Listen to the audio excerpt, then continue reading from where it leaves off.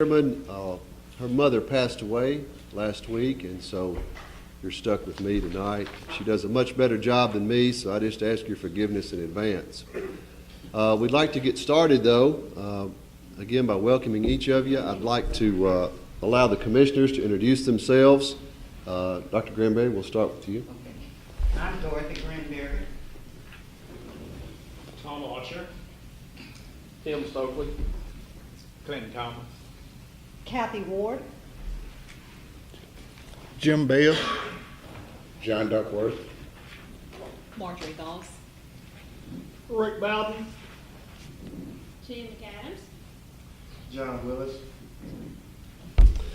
And there are a couple of members that aren't. Patricia Taylor is also a member of the commission. She is not with us tonight. And am I missing anybody else? Charlie Tripp. Charlie Tripp is not here as well. At this time, I'd like to ask Ms. Kathy Ward to give us just a brief history on this commission. I'm Kathy Ward. I've lived in Haywood County for over 40 years, and I work at Technoratex Haywood Company. Just want to give you a little background of why we're looking at a new charter for our community for a unified or metropolitan government. The current charter that our government operates under was adopted in the 1700s, and it's spelled out by the Tennessee State Constitution. In 1953, the state of Tennessee gave metropolitan governments the option of going to a unified government instead of having their charter as part of coming under the Constitution. So in 53, they said, yeah, we see that you might need an option, so we're going to let you adopt that option if you would like to. So you don't have to have a city government, a county government. You can have a unified or metropolitan government. There was a study commission that looked at it for about a year. They studied it and presented the benefits of a metropolitan government to the city council and the county aldermen, I always get that backwards, but the city and county leaders. And the city and county governments both voted that yes, we really should go to a metropolitan form of government. Looks like this would be the best option for Brownsville and Haywood County. So after that was decided, Mayor Joe Mathern and Mayor Franklin Smith asked for some volunteers to work on the Charter Commission, and this is how we were selected. We're all volunteers just working on this. And we looked at several different charters that other communities have adopted and wrote one that we think would be the best fit for our community. Let's see. Basically, I think we're on the right track. When we first started this in July, looking at the options, we were all just new to it, just like you are now. And we were all just unsure if this was the right approach. But after we've been involved in this since July, I really feel like this is the right track for our community going forward. So thank you. Good afternoon. Like I said, my name is Jim Bale. I work here at Technoratex Haywood Company here in Brownsville. I serve on 10 different boards and committees throughout Haywood County. So I have a vested interest of Haywood County and to make Haywood County better. My task tonight is to tell you about the effort for Metro throughout the state, throughout the United States. The first consolidation in the U.S. was in New Orleans Parish in 1805. Between 1958 to 1961, there has only been 15 consolidations voted in Tennessee. There are only 3 consolidated governments in Tennessee. You have Nashville, Davis County in 1962. You have Lawrenceburg City, Moore County in 1988. And you have Hartsville, Trisdale County in 2001. There are only about 1% of government that are metro consolidated in the United States. The study of consolidated government and the attempt of consolidated are few. Most data is based on but one study that does not find cost savings in the balance, but in another it shows significant economic development. Thank you. We'd like to begin first by laying a few ground rules on how the public is to come up, just so that we can maintain some order. We certainly want to hear all comments and questions that you might have. Dr. Granberry, here sitting on the front, is going to be our timekeeper. Each person has 2 minutes to state their question, comment, and she will give you a 15-second warning when you approach the 15-second mark. We ask that each person honor that 2 minutes, and if you do have a second question or a second comment, we ask that you let anyone else that has a question go on before you ask your second question. Does that make sense? And we would prefer that the second question be on the same topic. So, for example, if you have a comment about position A, please make your next comment about position B, not position A, just for the sake of time. We would like to conclude this preferably by 8 o'clock, but we certainly want to give everyone time to exercise their constitutional rights. At this time, I'm going to give you just some quick highlights. This is the charter. It's 37 pages of a whole lot of legal jargon, right, Michael? I want to read you the preamble because the preamble was something that this commission, when we first began, before we even started putting together the structure of the charter, we wanted this to be our objective in how we approached it. The preamble reads as this: government is more than by, for, and of the people. It is the people. The charter for the people of Haywood County, Tennessee, seeks to live out the dream that government can work for the people whom it serves with efficiency and responsiveness. To that end, this charter's intention is to be a reflection, both in hiring and appointing, of all the people who live in Haywood County. The governing representatives and leaders should, to every extent possible, reflect the ethnicities and cultures that are presented in our county. The United Voices of Brownsville and Haywood County, seeking a government to offer each the opportunity for a dynamic future, do establish and adopt this charter to form the metropolitan government of Brownsville and Haywood County. Now, those aren't just words. They were the heart of this commission. The heart of this commission was to try to produce something that is good for every citizen, not to push one thing on one citizen or one thing on another. A few facts and things that I want to just lay out there that kind of give you a brief overview of this charter. Our city aldermen and county commissioners both voted to proceed with writing a new metro charter based on the recommendations of a study commission. The effective date of metro government, if it passes, will be August the 1st, 2018. This charter merges two governments, the city of Brownsville and Haywood County. The impact this commission felt would streamline government, give government more flexibility in resource allocation, such as people, equipment, real estate, and eliminates duplicated services, all of which translate into saving money. A misnomer is that property taxes will increase for the county residents, city residents, or both. The fact is, urban services received, that is, for city residents, are paid through urban services tax. Rural residents pay general services tax and are not charged for services received by city residents. Each pays only for services received, just as it is now. The impact is that, all things being equal, taxes could go down for the urban services and the general services district because of the efficiencies that are built into the charter as it is written. Another misnomer is that constitutional office holders represent the voter. After studying, we came to the conclusion that they do not make policy, they do not set tax rates, and they are not accountable to any other form but the electorate. They serve an administrative function dictated solely by the Tennessee State Constitution under today's form of government. The metro form of government will provide our elected government officials with the flexibility they need to lead and manage business much better than the existing Constitution states currently. Another misnomer that is out there is the mayor is more powerful. We put checks and balances in by the elected council so that we have checks and balances for both the executive branch and the legislative branch of government. Much the same way our federal government is today, the same way our state government is today.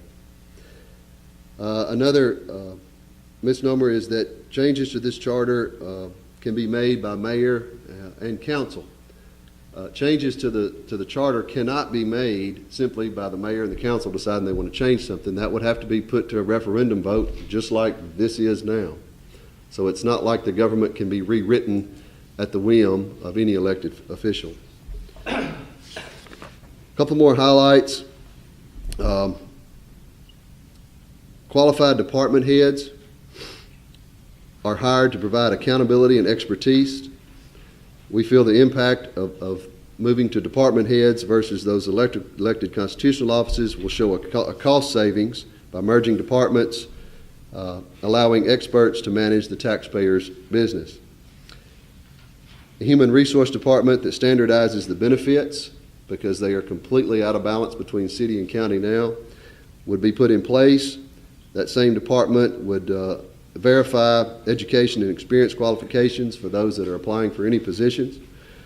The impact in this would be, instead of perhaps popularity getting someone into a place of work, your skill set gets you that job.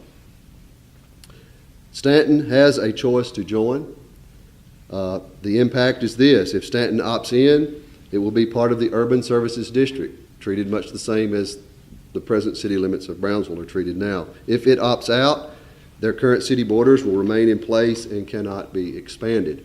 I want to ask Mr. Michael Banks at this point if he would stand to give us a more detailed version of what is in the charter. Thank you, Joe. Let me give you just a quick summary of the charter. The Metro Council is comprised of 10 elected members, one from each of the current county districts as they're made up now.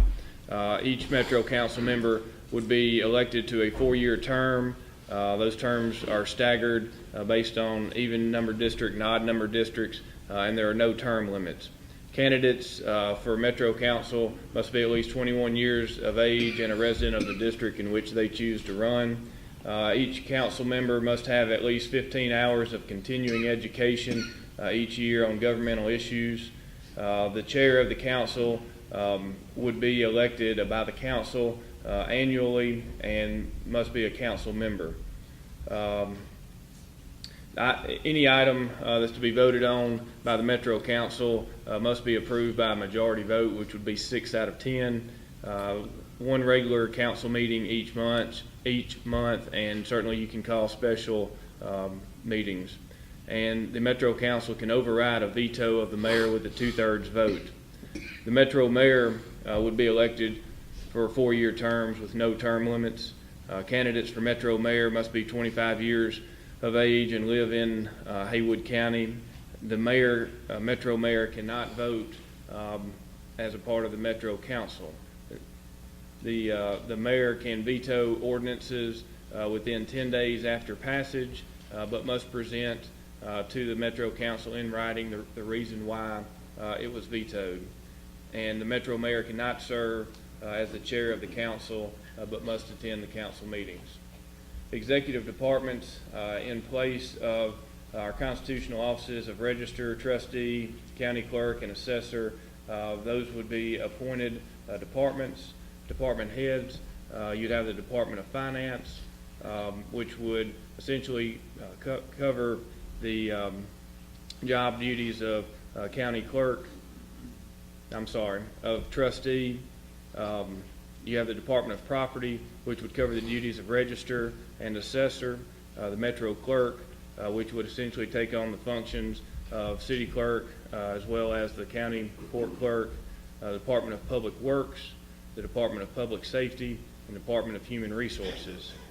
The sheriff would be elected and would be ensured the constitutional duties of running the jail and serving process. The sheriff can also be appointed as the chief law enforcement officer of Brownsville-Haywood County Metro Government, but is not required to be the chief law enforcement officer. The executive departments would be appointed by the mayor and confirmed by the council, and they could also be removed from the department head positions in the same manner. The urban council is made up of 3 members from the Metro Council that live within the city limits of Brownsville. The only function of the urban council is to set the tax rate on the urban services district, which is comprised of the city limits of the city of Brownsville. Education, as far as education goes, essentially the current structure that we have is kept in place. The current school board structure is retained with 5 elected board positions. School board members must be at least 21 years of age and live in the district in which they run. The director of schools is appointed by the school board, which is the same as it is now, and the school board performs the same functions. Amendments to the charter can be made in one of 3 ways. They can be an ordinance can be passed by the Metro Council. If that ordinance passes, then it must be put on a special referendum for a vote of the people. Amendments can be made by petition. If you have 10% of the people who voted in the last gubernatorial election sign a petition, then it's required to be placed on the ballot. And a charter revision committee can be formed by the Metro Council, and they can make recommendations to be voted on by special referendum. The town of Stanton has the choice to opt in or stay independent. The county, and when I say county, I'm talking about everybody else outside of Stanton, must also approve to accept Stanton in the Metro government. If Stanton opts out, then the current city limits of Stanton are locked and they cannot expand. All provisions of the charter relative to Stanton are found in the appendix, which is attached to the back of the charter. Stanton, if they do not opt in, if Metro government passes and they don't opt in at any point in time in the future, they could dissolve their charter and then come into Metro government. Just a few miscellaneous items. There's only going to be 1 taxing authority since you would only have 1 government. However, there would be 2 different tax rates, one for the city residents or the urban service district as it would now be called, and a different tax rate for the general services district or the county residents.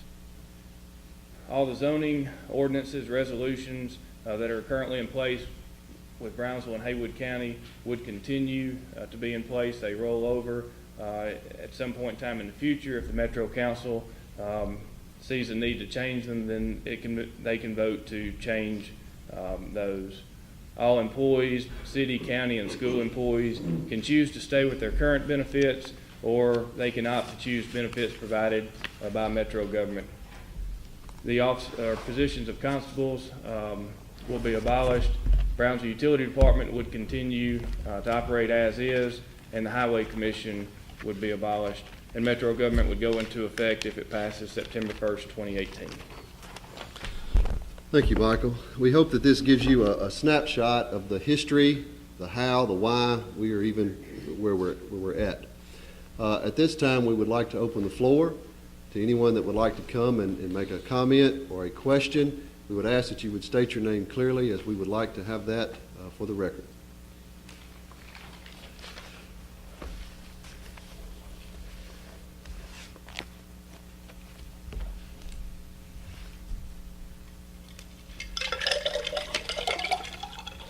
My name is Jerry Collins, and looking at the highlights of the Metro Government Charter, you mentioned that there are fiction items and fact items. I'm not sure who made that determination. Are you willing to put the items in the charter and guarantee that what you say here will be the case? Commissioner? I mean, the charter is essentially written. It's certainly any ideas or comments are going to be considered when the commission meets again. But I mean, as far as the highlights, none of that is going to go into the charter. Okay, so what you're saying here is not fact and fiction or fiction and fact. this is only somebody's idea of how it should work, and not necessarily how it will work. It's probably a fair statement. Yeah, yes, you're absolutely right. All a charter is a plan. This is a plan. As a resident of Haywood County, you're gonna be asked to vote on this plan. Our meeting here, we are asking for input in terms of what you think of what is laid out as the plan. It isn't a matter of fact or fiction, this is a That's plan. what this said. I don't know what you're referring to, but, it's a We just went plan. over that. He mentioned Well, I mean, if you're saying, And the fact item uh-huh, that's presented, and I assume this is what's being sold to the residents of the county, is that correct? well, it's not being sold, sir. If you were to, hypothetically, if this were to pass today, the items in here that I mentioned are factual in this. But this commission, again, has to meet to finalize, it's in draft form, has to meet to finalize as we take in public comment and decide if we want to change it. So taxes could go up. Well, taxes could go up, taxes could go down. The way it is written, it has the potential. Now, you know, I can't sit here and tell you that, Fiction, property taxes will increase, fact, urban services, it implies that taxes will not go up. what we are trying to state here, there was some information within the community that it was going to be an automatic tax increase. And what we are trying to state is that is not necessarily true. Well, it says it's a fact, so. Can I Well, make a comment? Yeah, This charter does not have the ability to increase or decrease your taxes, nor my taxes. Currently, your elected officials for the city of Brownsville, if you live in the city of Stanton, if you live in Stanton, and the county of Haywood, presuming you are a Haywood resident, only those elected officials, those commissioners or council people, can set an effective tax rate. If you choose to elect a form of government such as the metro form of government, the commissioners that you and I elect will set that tax rate. The charter is not going to set the tax rate, nor can the charter guarantee the tax rate. So, you know, I'm not saying it's a moot point. It's saying that right now, if you want to use the word hypothetically, your county commission could go out and buy 10 747 jets and decide to start at Haywood County Air Force, and we would, unless there was some type of legal ramification, we as taxpayers would have to put the bill on an increased tax rate. Or they could decide they're going to shut down everything constitutionally that they have, and we're going to have a zero tax rate. That goes to the elected officials. So that's one of the frustrations that I have trying to explain the difference. We can't set a tax rate. Only the elected people in this form of government or in our current form of government can set the tax rate. And I understand that. What I'm saying is this implies that the mayor won't have more power, that taxes won't increase. That's what I'm saying, is this implies it. And again, if this is what's being presented to the citizens in this county, I disagree with it. I think. thank you. For Granberry? note of clarification, for those of you who didn't pick this sheet up, this is what Mr. Hollingsworth was referring to, which is an attempt to clarify based on some things that have arisen out of Other public meetings. public meetings. The point of the matter is what you're going to be asked to vote on is what's in the charter. And what this was attempting to address is the fact what people think and what the charter actually says. As Rick points out, the charter has nothing whatsoever to do with the tax rate. The tax rate is set by your elected officials, just as it is set today.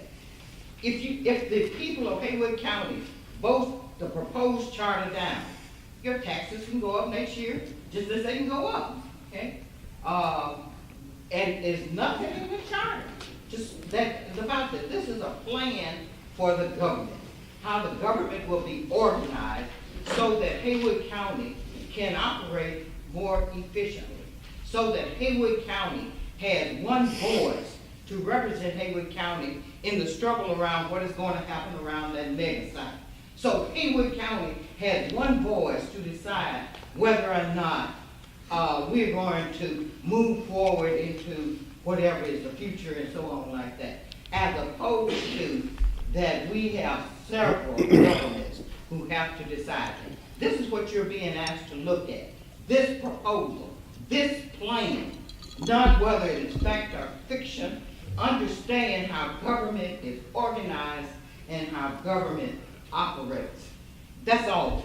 And as I said, this is just an attempt to clarify based on what has occurred in prior meetings.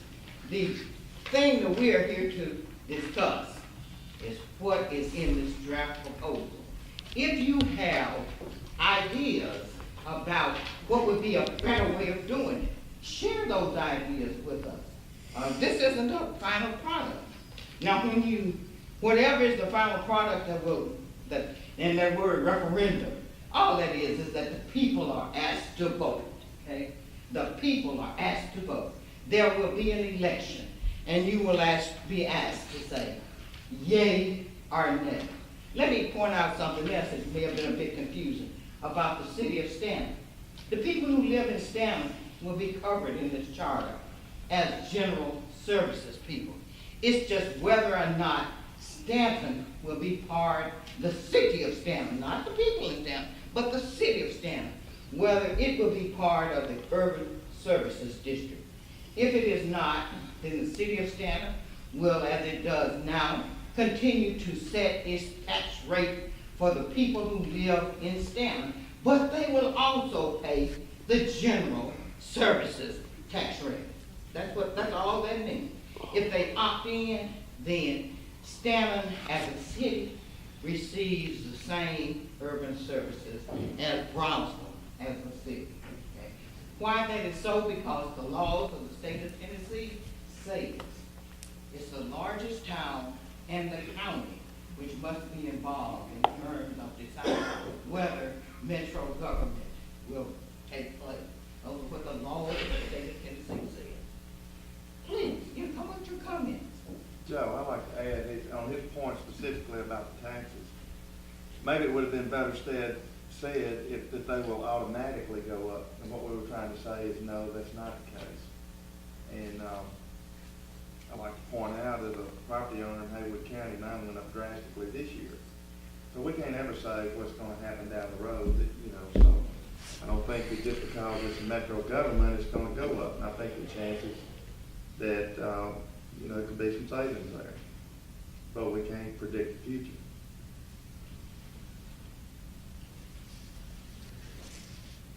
Question: how many counties in Tennessee have adopted a metro government? Three. If this is such a great deal, how come more counties haven't adopted it?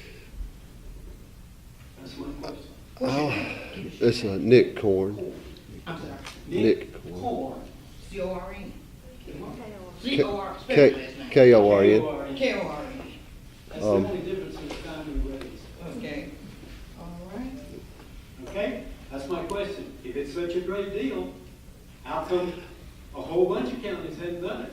Or are we just on the cutting edge of it? I'll give you my opinion, and Dr. Granberry, and this is not the commission's opinion. This is just mine, Mr. Nick.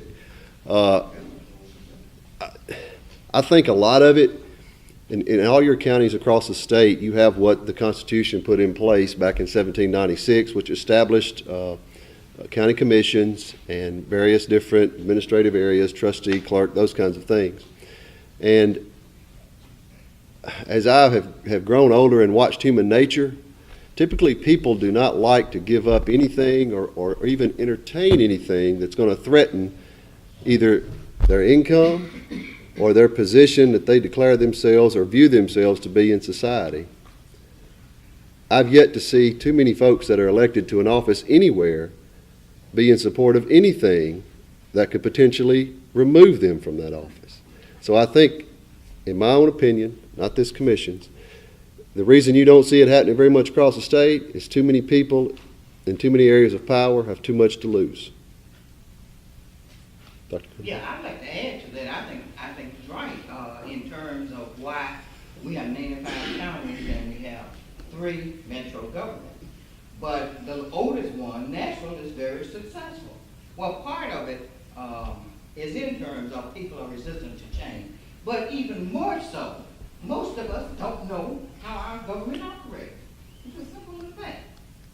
And in terms of when we propose changes, when you put that with the fact of the resistance of change and the fact that people have vested interest.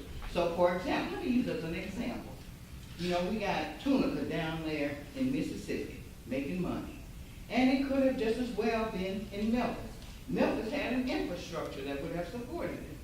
The Tennessee legislature was lobbied by many people from Mississippi to make that not a reality for Memphis. And so consequently, as Tennesseans, we have lost a great deal in terms of what was the potential. That is how government operates. There were vested interests in Tennessee who were not operating in the interest of Tennessee, but who were actually operating in their own interest, who were very successfully lobbied by forces from Mississippi. And consequently, Tunica is now what used to be cotton fields or casinos and restaurants and on and on and on. I'd like to add, Nick, I had those same questions when I started on the commission, and I agree with Joe. I think a lot of it has to do with change. But to use your same logic, I'll say that I've never heard in all our discussions of anywhere that changed to it that changed back. And I suppose you have that same option. So. There's been many that voted against it. Still a lot of votes against it for different counties. That's true. Okay, Well, I think too, you know, we had 2 mayors, and we've been very fortunate because all of our city and county governments have worked very well together over many years, and we have a lot of things that are already combined in a unified government.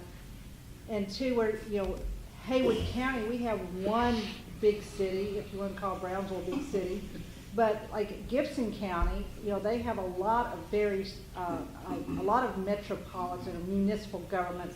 So it'd be a harder sell and to get it adopted in something like Gibson County, where in Haywood County we've got one bigger city and we already have a lot of things that are already unified because of the way that our city and county governments have worked together over the last 20 or 30 years. 10 years down the road, we might not have a Joe Mathern and a Franklin Smith that work so well together. Name some of the things that are unified. Pardon me? List some of the things that are already. Presently, I mean, we're blessed to live in a community that shares a lot of services and works together. Our Parks and Rec, although most of its facilities, with the exception of maybe Douglas, most of the Parks and Rec facilities are within the city limits of Brownsville. However, they are jointly funded by both city and county. The fire department, correct me if I'm wrong, Michael, joint funded. Ambulance authority is jointly funded. 911 dispatch is jointly funded. The school system obviously is already consolidated. The library is jointly funded. The chamber is jointly funded. Is Delta Heritage? I mean, right now, both entities are putting money into those things that make it function. So we've got a lot of shared things going on already that are consolidated. So, in a lot of ways, we're already unified. We just don't say we are. Others, please. The mic is open.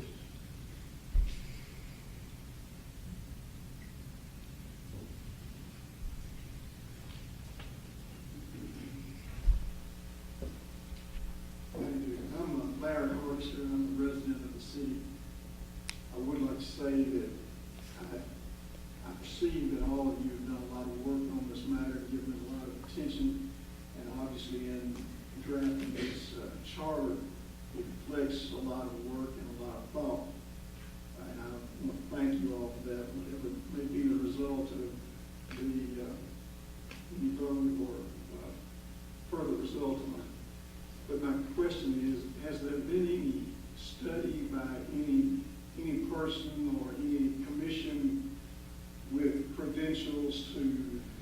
determined according to what might be called generally accepted accounting principles, that there will be any savings as a result of this change? No, sir, there's not been a consultant hired. It's been discussed. And I tell you, the reason that I think there's not been one hired is we didn't want to spend the taxpayer money on something like that.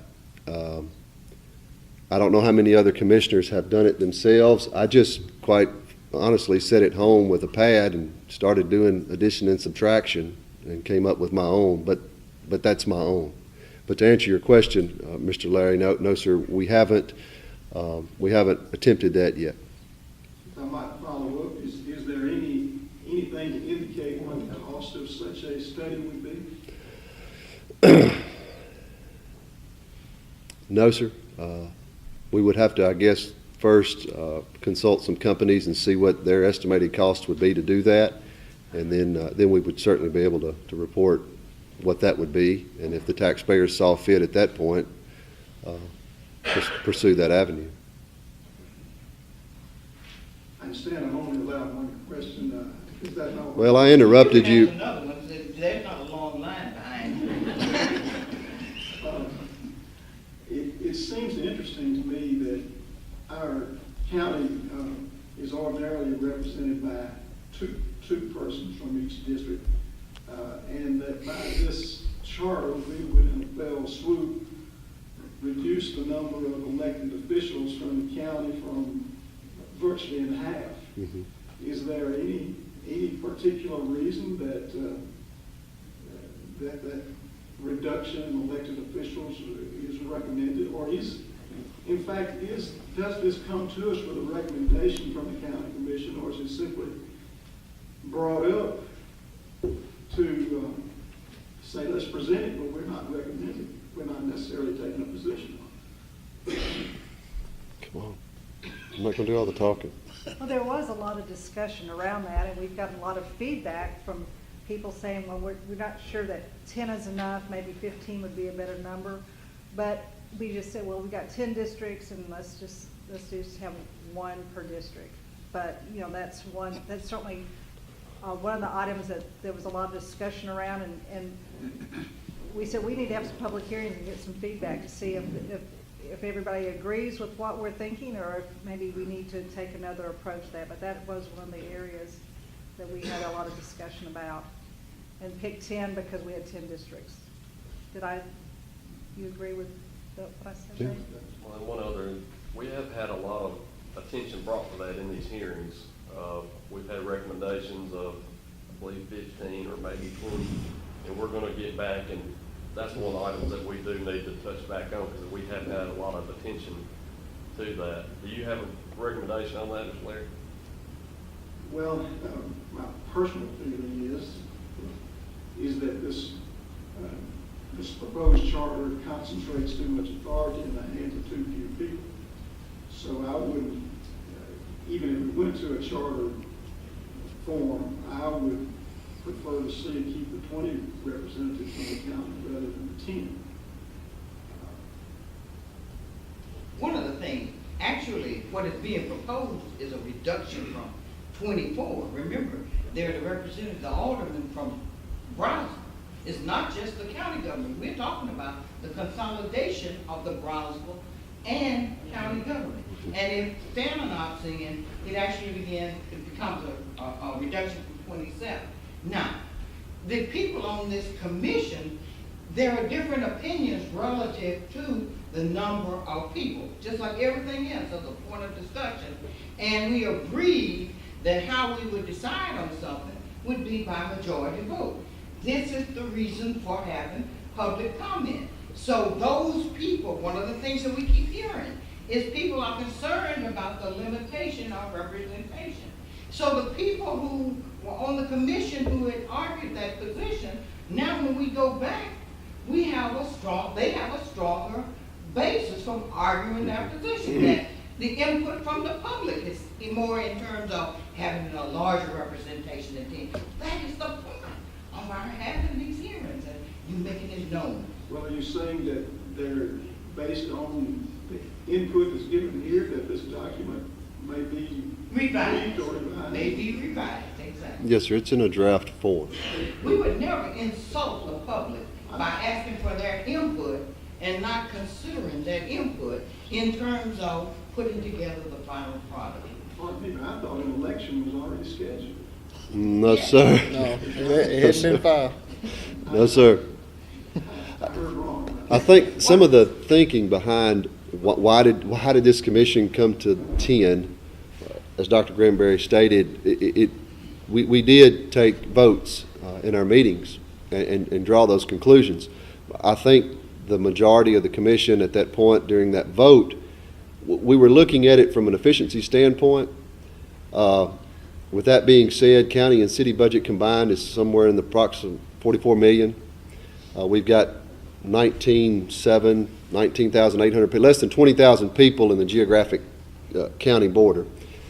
And the thinking was that 10 fair-minded citizens should be able to govern that many people. Certainly, when you start looking at the state level and the federal level, it's a much greater ratio between representation and constituent. That was the thinking behind it. Now, whether that thinking is what the people want, that's what we're here to find out. But that's how it led us to that point, if that answers your question. And let me mention, in terms of until the charter is actually filed with the, I believe it's the Election election Commission, commission, that would be the final, that is the final, it's not until then. But it hasn't been filed yet. Yes, Mm-mm. it's No, sir. still a draft, And that's here's- why it's marked clearly, draft. It is What a is their draft. target date for an election?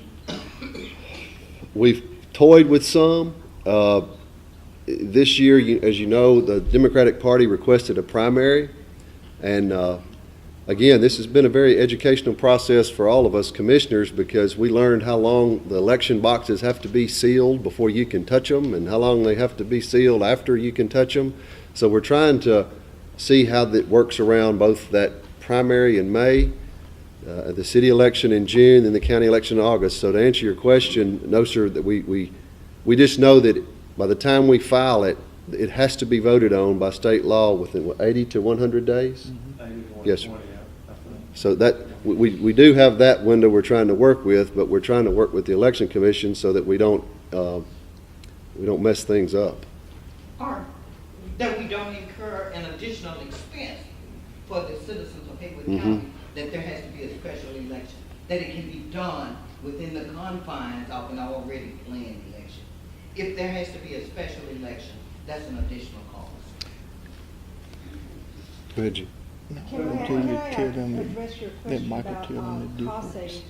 You know, as The we reason why talked there's about, all there's a the lot of different things counties in that had hired Brownsville-Haywood County consultants, that are already unified, and but there's some they things didn't that know are about not. all the And so we've changes got that they some can make. redundant services, The reason why so many of them some fail. equipment that, you know, we think that could be allocated when I and brought a question shared, up talking about how many you know, failed.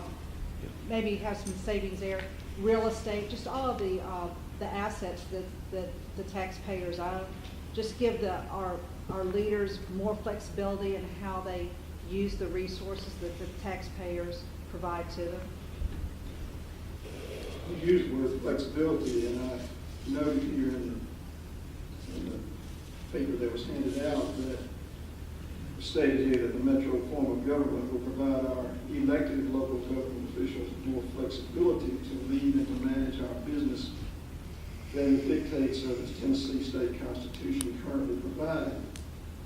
And then this document also points out that virtually the only elected officials are the Metropolitan Council and the mayor.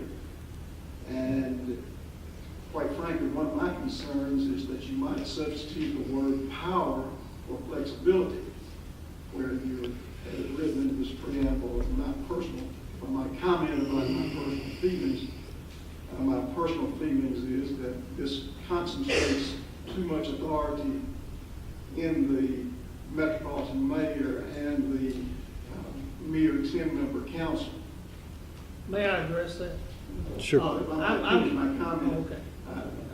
My personal feeling that is that unless somebody is able to convince me of the savings and the greater benefit to the county and the city by this form of government, I would come down opposed to it. And I agree, if you want to vote against it, that's certainly your right, and I would not try to dissuade you from that. But basically, when you say it's concentrated in too few people, the model that we are presenting at this time, remember, this is a draft and everything in it is subject to change at some point before it's put in final draft form. The model that we're looking at for the Haywood County Metropolitan Government is basically the same model that we have for the city of Brownsville. You have an elected mayor and you have elected city council in Brownsville. Those are the only elected officials you have in the city of Brownsville that I vote for, and I believe you said you are a resident of the city of Brownsville. And we live under 4 council people and a mayor that are elected, everybody else.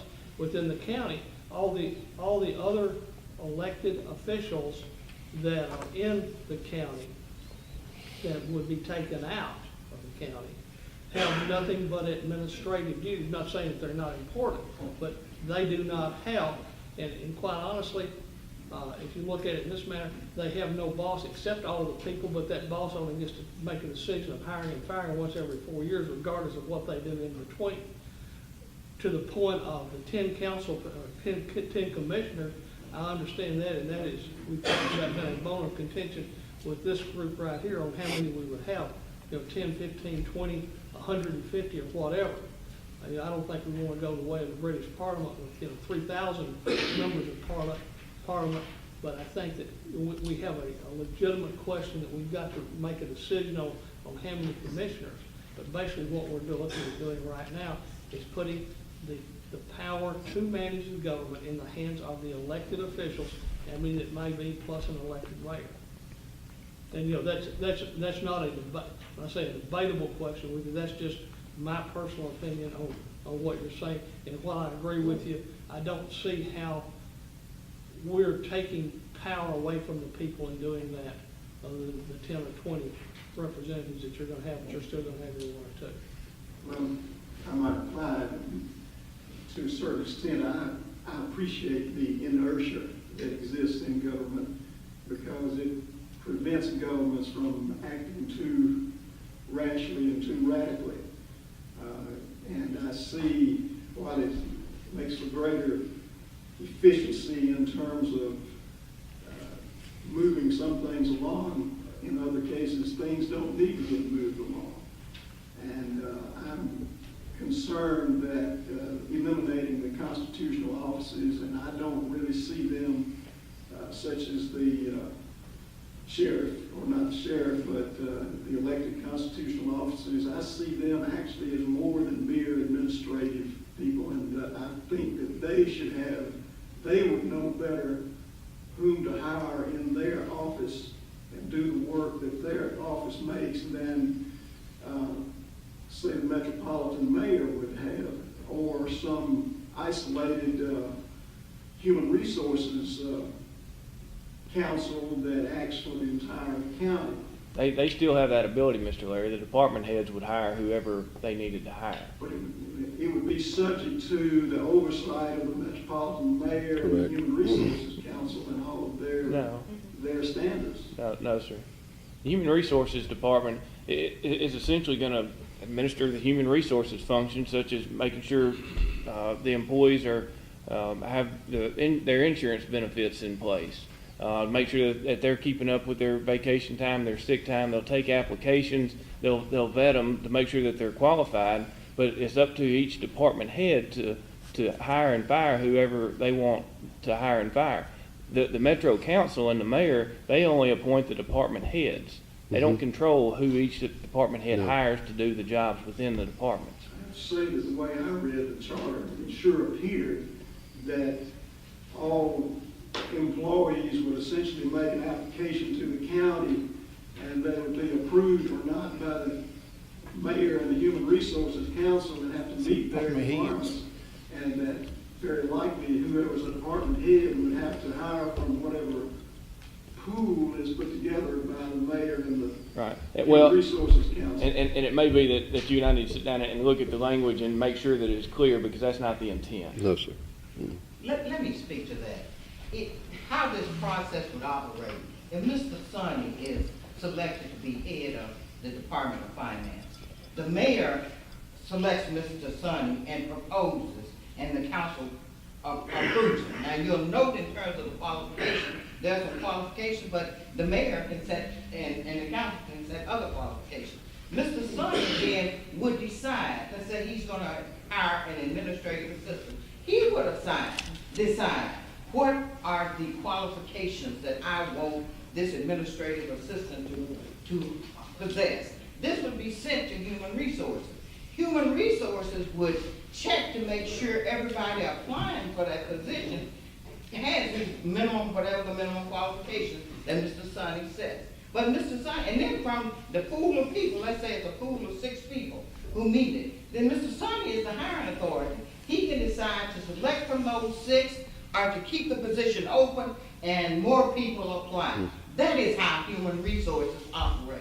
It's not in terms of it is a unit for filling the government. It's just an administrative unit to ensure that Haywood County, in its policies and practices, meets qualifications, meets the standards for Family Leave Act and so on like that. Meets the standards in terms of hospitalization and so on like that.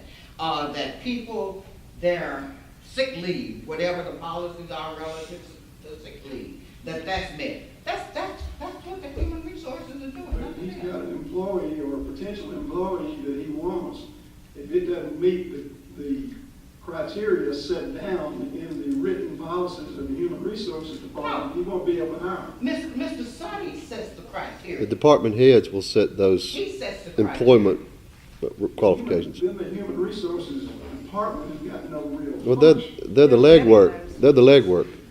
They do. I mean, they'll interview and take documentation that if you say you've got a Bachelor of Science degree, then they'll verify that. No, they'll, Mr. Sonny do the interview. it's So they're just, gonna vet the candidate pool so that Mr. Sonny can choose from qualified candidates. But the important thing is to realize that Mr. Sonny decides Yeah, he what set are the the- criteria that the people who are applying for his position have to meet, not the Human Resources Division. I have to disagree with you in a way I read the chart. Well, then it's the only thing is that we then We need to go clarify. back and look at our wording. But you can take rest assured that that's the idea. that's the intent of this that commission. In terms of this unit will administer it, nothing else. That is how modern everything operates today. Most corporations. In terms, everything in the state of Tennessee operates like that. In Tennessee government, it operates like that. And to address the flexibility, I'll tell you, I can tell you what the intent was. And since Mr. Sonny's already been brought up as an example, we'll just keep using him. But let's say he has a staff of 6 people.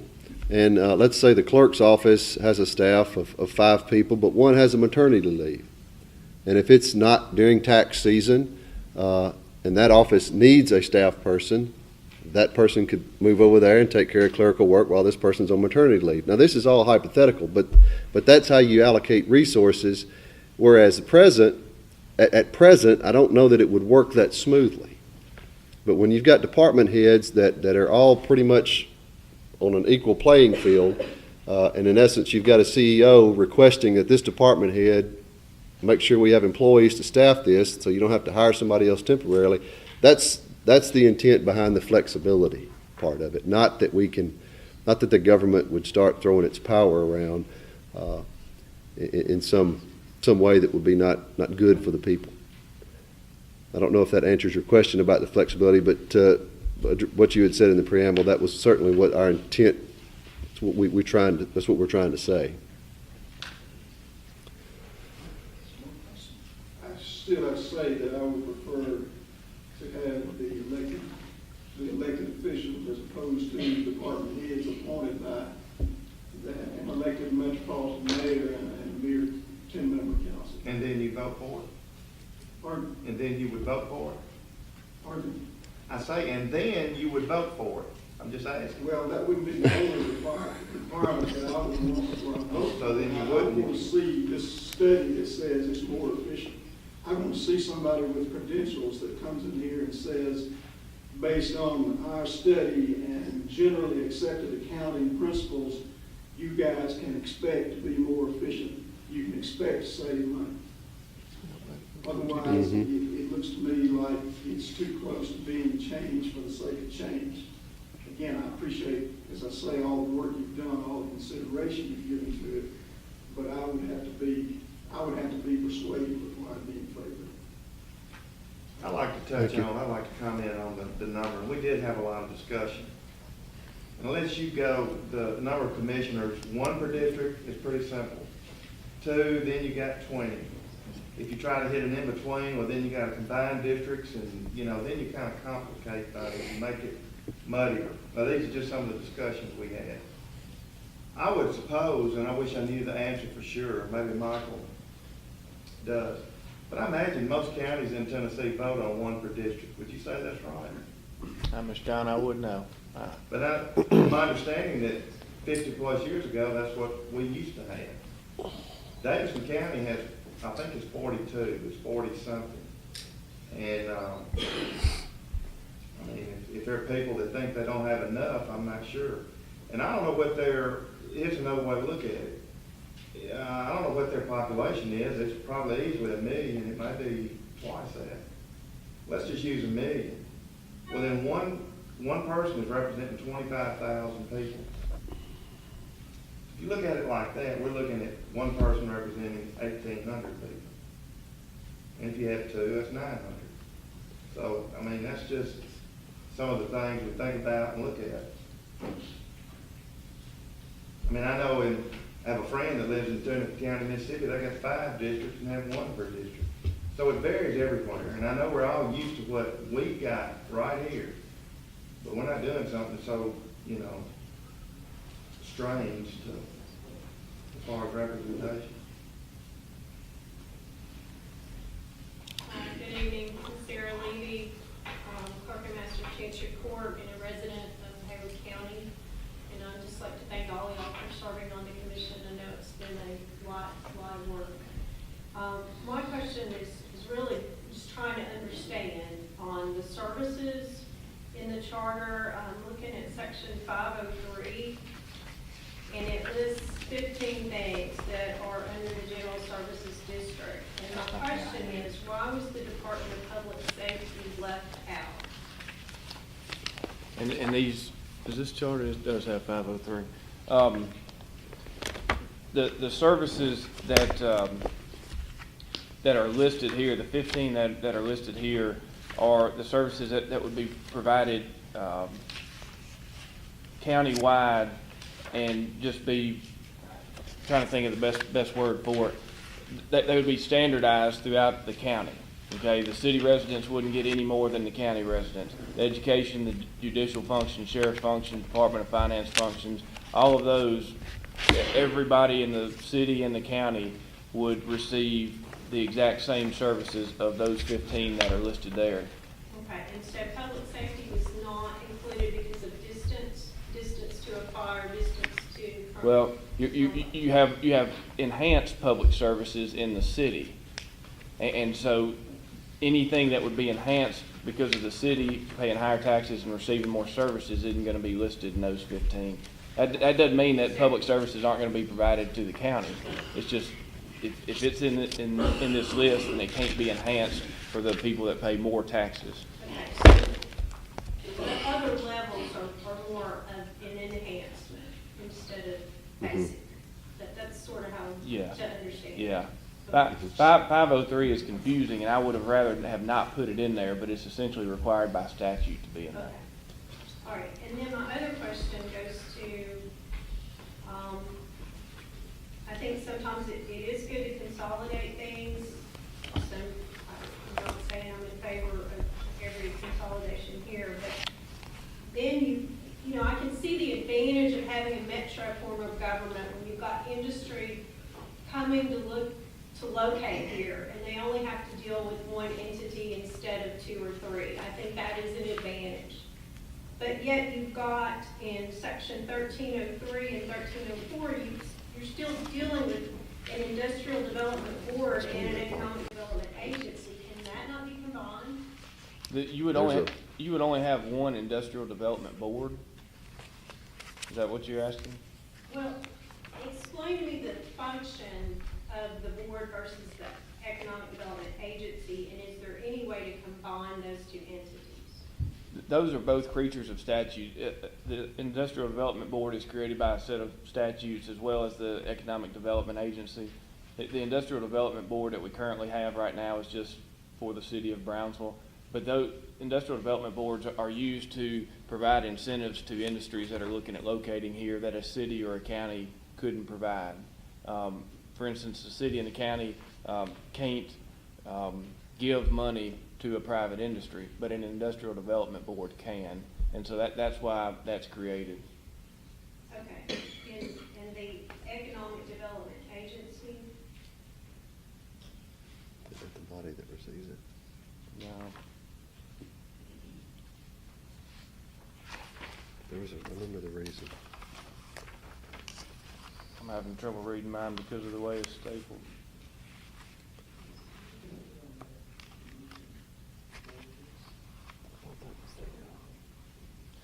The Economic Development Agency, currently right now we have a joint economic community and development board, okay? And essentially, the Economic Development Agency would take its place. The joint economic community and development board is comprised of Stanton, Haywood County, and the city of Brownsville. And they get together to monitor progress on projects, industrial recruits that are coming in town. And okay, and this would incorporate Stanton, even if Stanton chose not to participate? it would.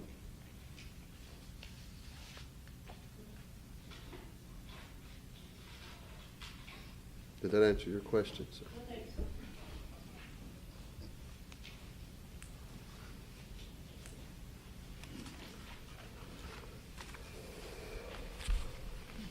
Hello. I'm Pamela Harley, and I'm a Haywood County resident. And I have just a few comments and a question, so if I break your rules, please let me know. But, sorry, I forgot your name. Jerry Hollywood.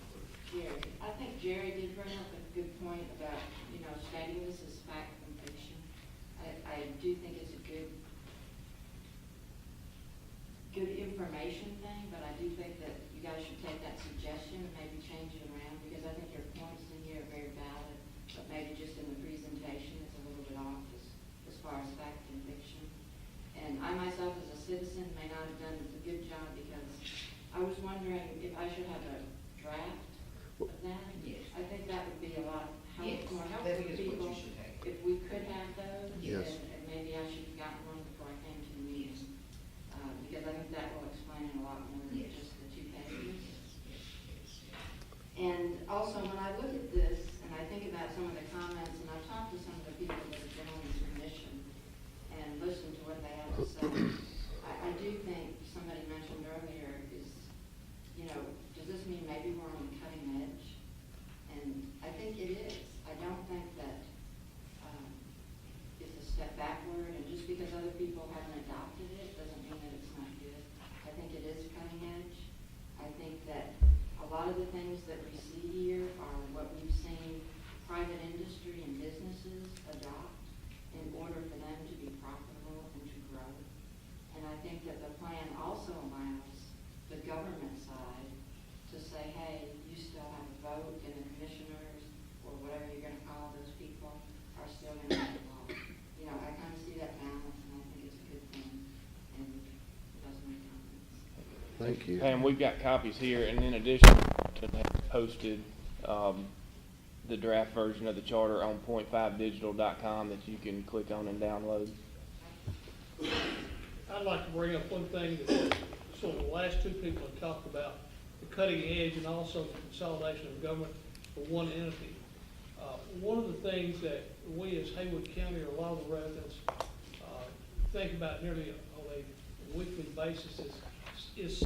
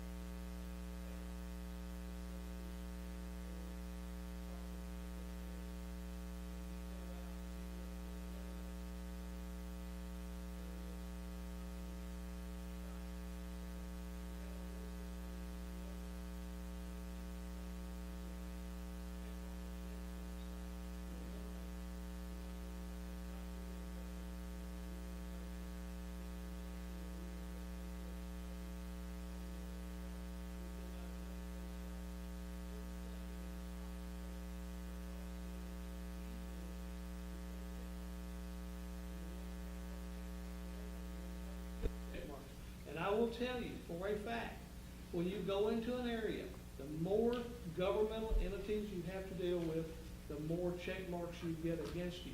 So I'm just making just a flat statement.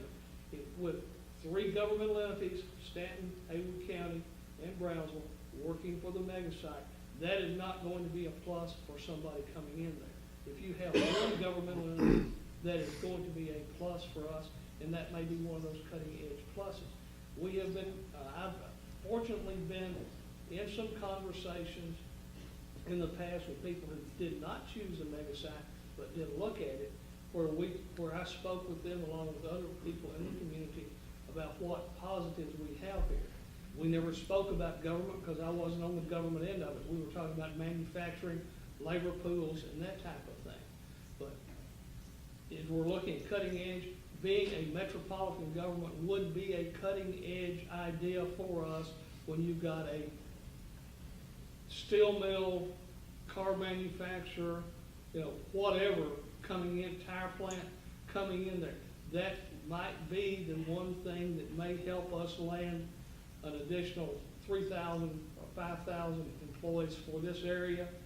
Many of them being from here, that means we need more police, that means we need more people in the hospital, that means we need more restaurants, that means we need more everything. So it wouldn't be just those people, we're gonna need all the infrastructure for carpenters to build more homes.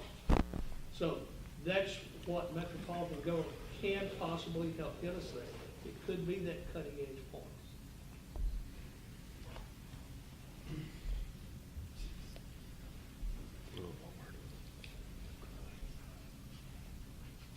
My name is Johnny Haynes.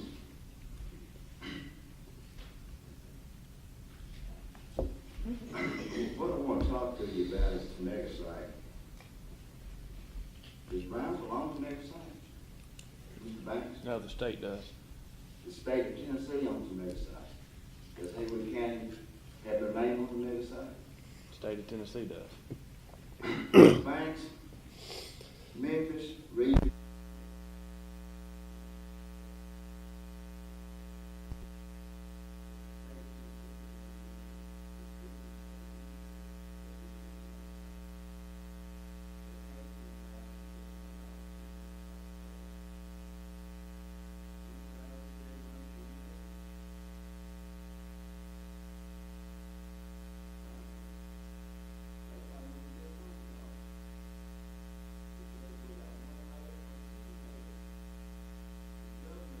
He's the one on the side who gets them in the mega site. Governor has them. He's been a little bit busy lately, trying to keep the family empire intact. Family doctor. Pallet truck stops, Ken, what I'm talking Yes, about. I know what you're talking about. Okay? But I don't understand, this gentleman here talks about the mega site. The state of Tennessee. The governor's people is going to decide who gets in the mega site. Well, what he's talking about, Mr. Johnny, is you're right. I mean, the state is going to be the one that recruits the occupant of the mega site. But if it's a car manufacturer, a lot of their suppliers are going to be looking in the surrounding counties and hopefully Haywood County to locate a manufacturing facility to create those parts that are going to be put on the cars. Okay. So that's what he's talking about. The support industries. Yeah.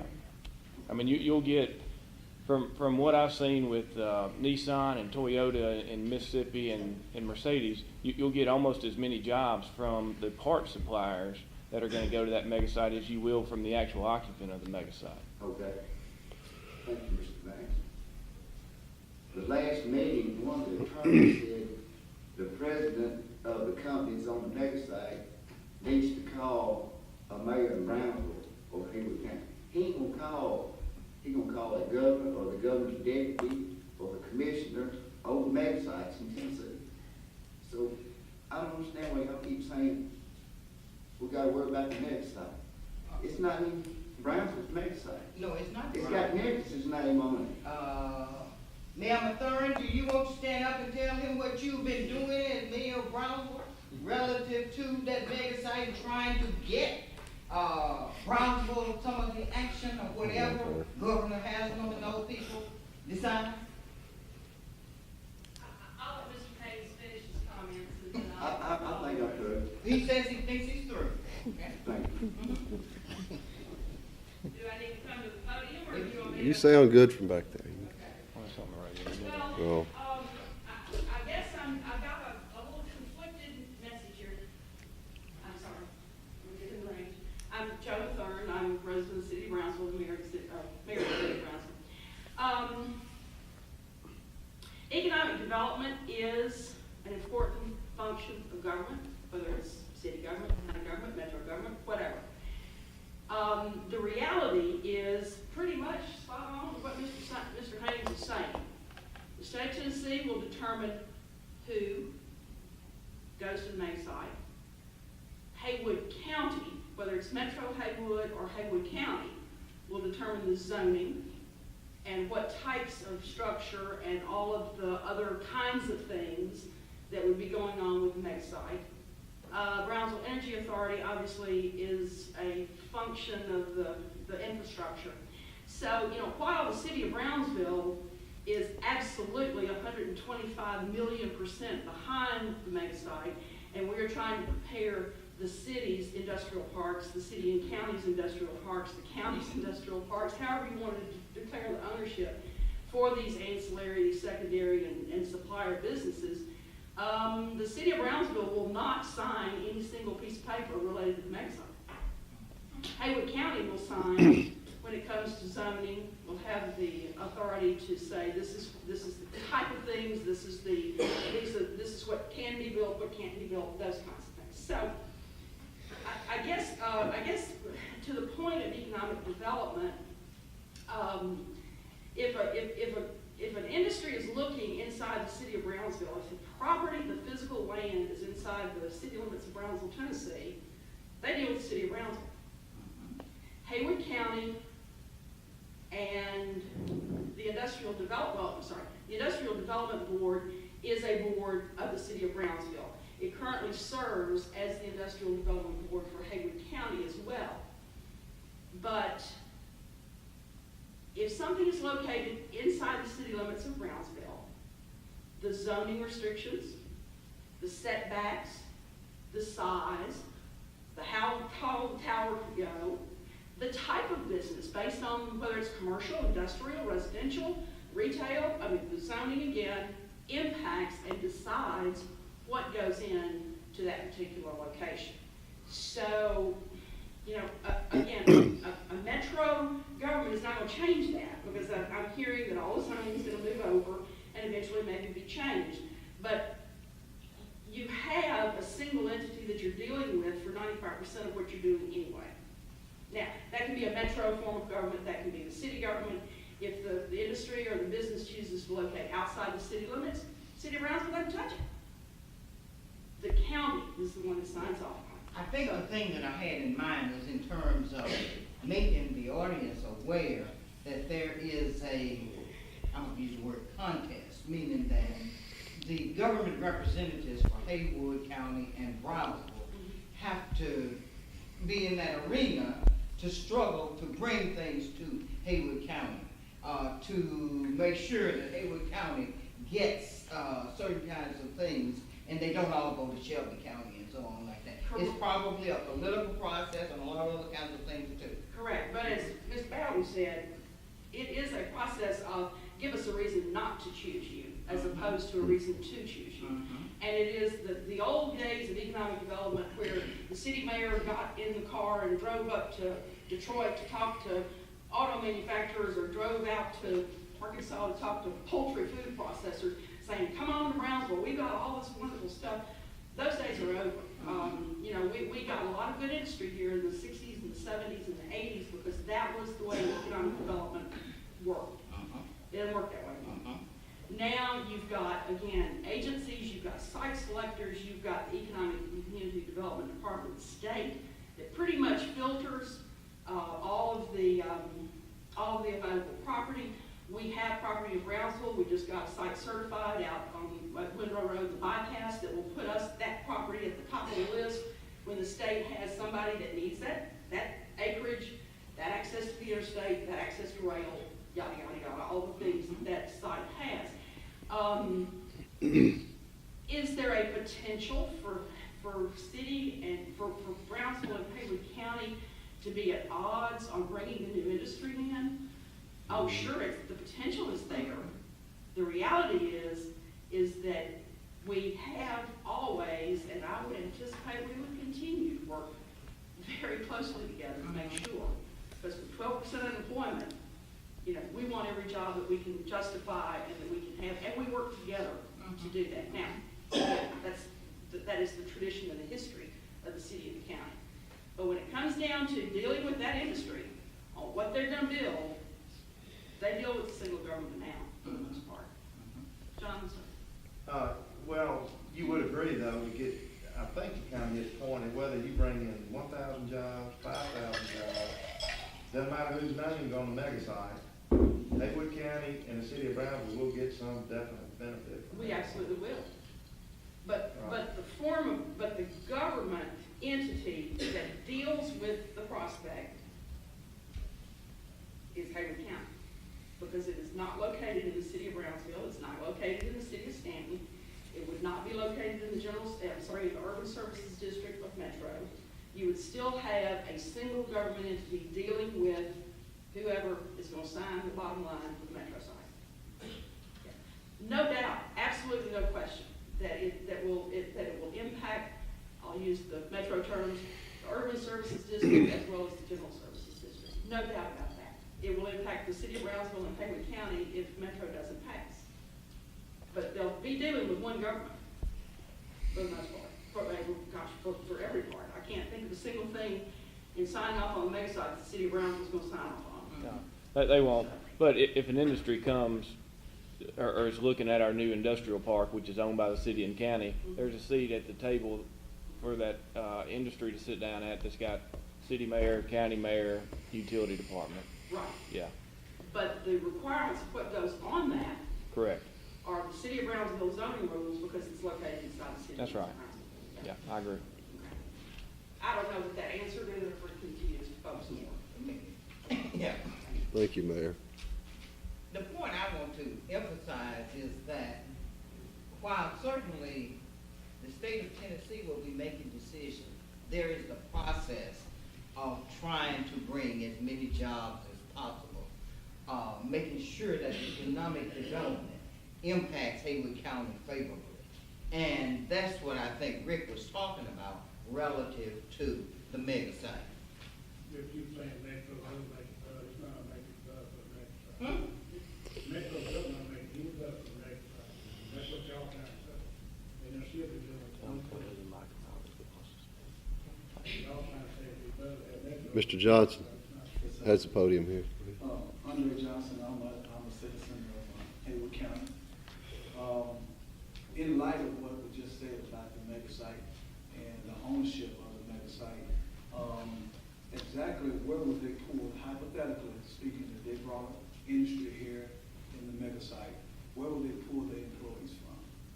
Since we don't own it, would that be posted in the commercial?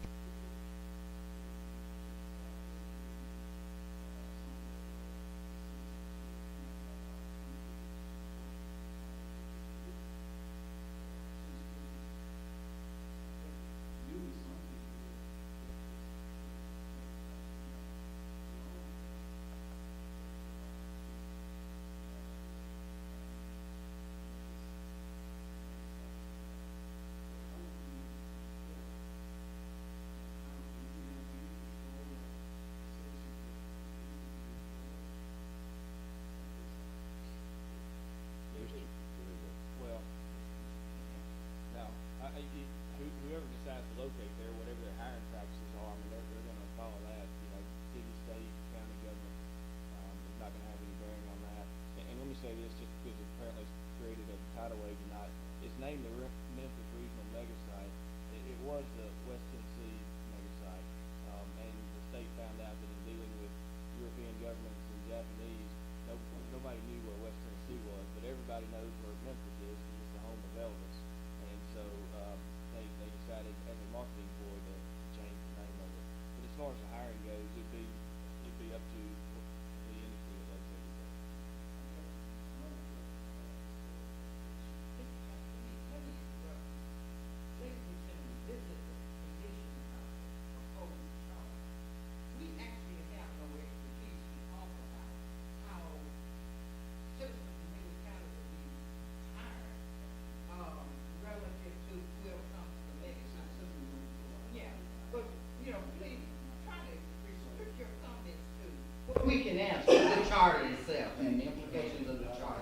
do understand. Yeah. I guess my next question is from an education standpoint. Will the combining of the governments, will it improve education in the Haywood County system that we know of right today? Actually, it can't even address it because they consolidated in, what year was it? 83? It was 81 or 2. There used to be 2 separate school systems, and they consolidated into one. And thus, when they consolidated in the present state laws, their board remains the same, their operating procedures remain the same. In essence, there's not very much that this commission could write into the charter to have any effect on education. I think that staggers the growth of our city and our county is because of the instability of our education system. And I think that we got some work to do in those areas too, in order for anybody to look at us to bring industry in here with the technology that has been shifted in a lot of the industries now. You know, it's a lot more educational background that's needed to even run a piece of equipment. And I don't think our school system is equipped to teach on that level. Some of the stuff has been taken away from the school because of the test scores and all those kind of things. So I think that we need to look at post-education just like some of our neighboring cities and counties are, with the UT Martin and Ripley, with the Dyersburg State and Covington, Jackson State, and all the other school systems there that do the post-education. And then the high schools actually, you know, is technology driven to better and help the students to be more apt to be suitable for the workforce that we're looking for and what the technology is really designed for now. Yes. Now, in terms of your points are well taken about education, but ladies and gentlemen, remember, each one of you have a representative on the Board of Education, an elected representative, and those are the persons to whom you take the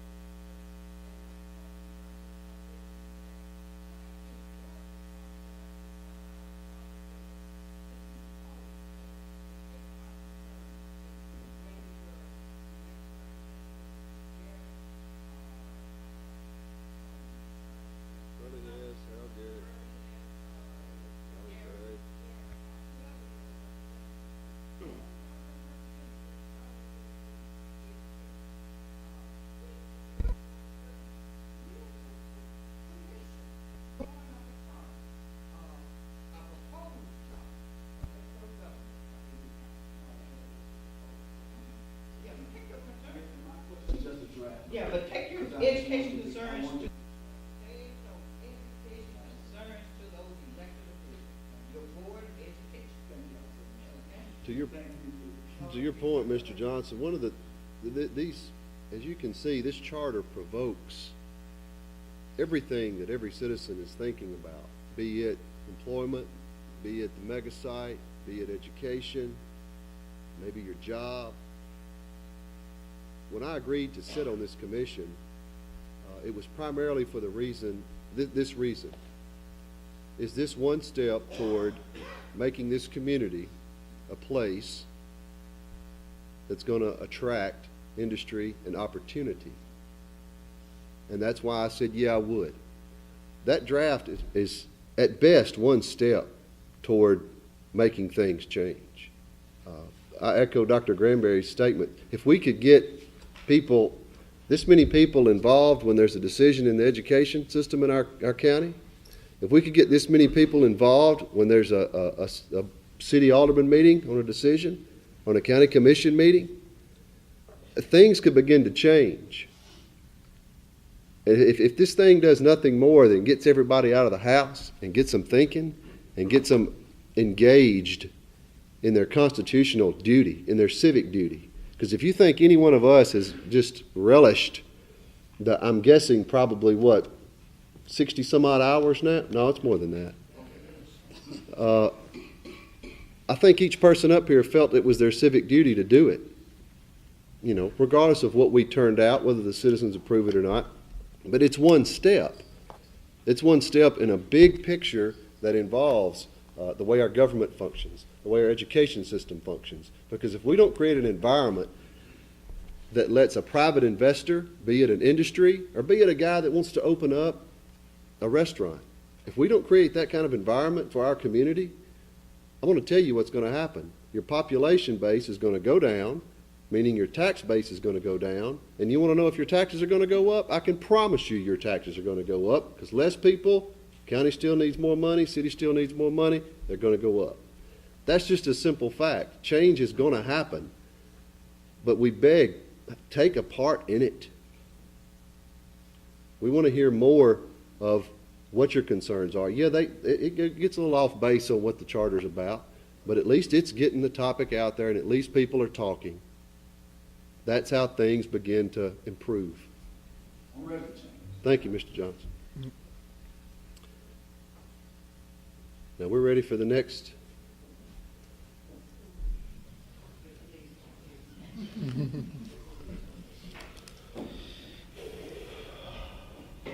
name is Ginger Hadcock. I live in Haywood County, very close to the city, work in the city, I guess. Everything that has been brought up throughout the meetings and questioned for specifics, the answer is, well, it depends on what the Metro Council decides. One question asked tonight was, can you tell us about any savings? Mm-hmm. Okay, according to this charter, this council of 10 people will make $500 per meeting. Mm-hmm. That's $5,000. The current commission with 20 people makes $100 a meeting, and that's only $2,000. Mm-hmm. All right, if we add in the city council, which I believe makes $500 a meeting, that's still only $2,000 more, which is total $4,000. And we've got the school board that's going to be given $500 a meeting. That's right. No. That might be a mistake, Mr. But the school board gets the same as what they're presently getting, which I believe is 75. It's hard to find something in there, I know. Michael says Article 9. I can find this draft online anywhere. Fortunately, someone got me a copy of it, but, a hard copy, but I still not been able to find it online. Where is this? What the school board in section 9.04, Ms. Ginger?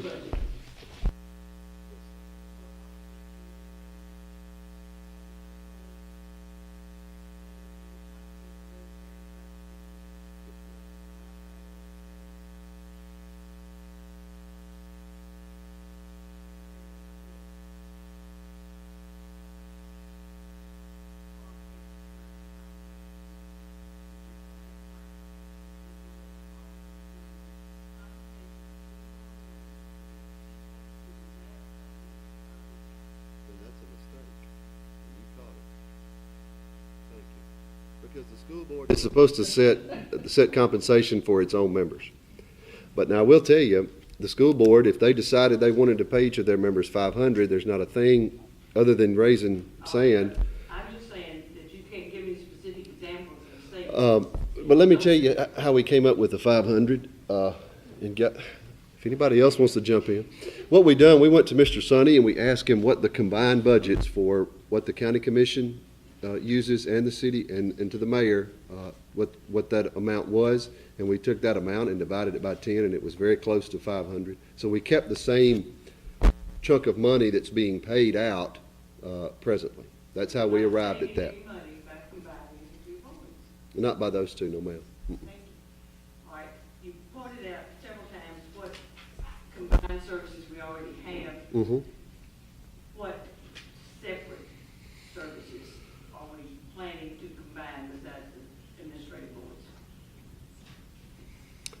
Law What's enforcement, separate right now that's going to be combined? solid waste, law enforcement, your public works would encompass both city and county roads. What else is it? These clerk's offices. Code enforcement. They're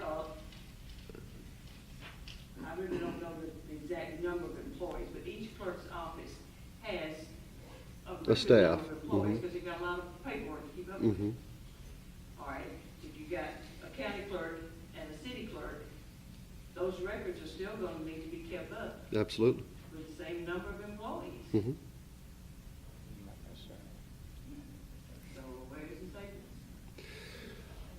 us? I'm gonna, as I told, and I forget which one, it may have been Mr. Hardister. The commission as a whole, hadn't ventured into the dollar savings. I done it independently because I just wanted to know. The savings that I seen were on the top end of your, in this charter, would be the top end of your management or elected officials, and in capital expenditures. Let me define that very plainly. You go from two mayors to one. There's a salary savings, if that were to pass. You combine your finance department. What is that by the new council? Well, I would think we as voters need to really raise the roof off if they want to pay the mayor a couple of $100,000. I think we'd have something to say about that. But this is assuming that the present salaries were to stay in place. So you have your mayor's salary, less one mayor's salary. Your Department of Finance, which would basically embody the trustee's office and the present city clerk's office, one person would be running that. I don't know if you want to, at some point, Mr. Sonny's going to retire. Okay, we're not going to say when, but at some point he'll retire, probably before Jessica Fry will retire. There's going to be a savings right there in that salary. Under this charter, the assessor of property and the register of deeds will combine. At some point, one of those will retire. And I'm very careful to say that because these are elected people that I have great respect for. I'm not going to say when they're going to retire or when they're not. But I am going to say that there's going to take one person to run that department. The staff, for example, will be no less. You can't take what it now takes for the county and the city to function and turn around and think you're going to use less people that do clerical work to get it done. But the management level, you can. The clerk's office is the most hybrid of all offices because they deal with marriage license, beer license, car tags, so many state laws that we really didn't feel like we could combine that. The public works did get combined. So in essence, your city public works department and your highway department would be combined. There'd be one salary there instead of two.